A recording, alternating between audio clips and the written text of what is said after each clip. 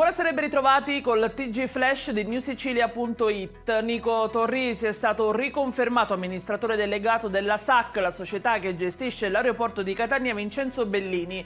L'assemblea dei soci, svoltasi in mattinata, è stata quella definitiva dopo mesi di trattative tra tutti i partiti. Sulla questione si è espressa la deputata del Movimento 5 Stelle all'Ars Stefania Campo, che ha parlato di poltrone al posto del merito e di una richiesta di trasparenza e competenze. Maltempo nel Trapanese, dove durante le prime ore del mattino una potente tromba d'aria ha colpito Mazzara del Vallo, provocando diversi danni a edifici e proprietà private. Tra le strutture danneggiate un cartellone pubblicitario, un muro di cinta che ha colpito una Fiat Panda e un furgone in sosta.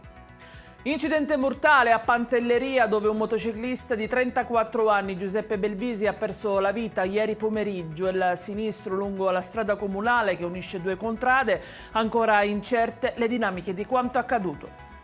E non ce l'ha fatta invece Carmelo Di Bilio, il podista 63enne colto da un malore dopo la maratona di Palermo. L'uomo era stato ricoverato con codice rosso all'ospedale civico dopo essere stato soccorso dai sanitari del 118 presenti sul circuito della gara. In chiusura il meteo, diramato dalla Protezione Civile regionale per domani un'allerta gialla in tutta la Sicilia. Secondo gli esperti sarà una giornata tipicamente invernale con piogge e freddo. Ed è tutto per questa edizione. Vi ricordo come sempre che i dettagli su queste notizie e molte altre li trovate sul nostro sito e sui nostri canali social. Grazie per averci seguito e buona serata.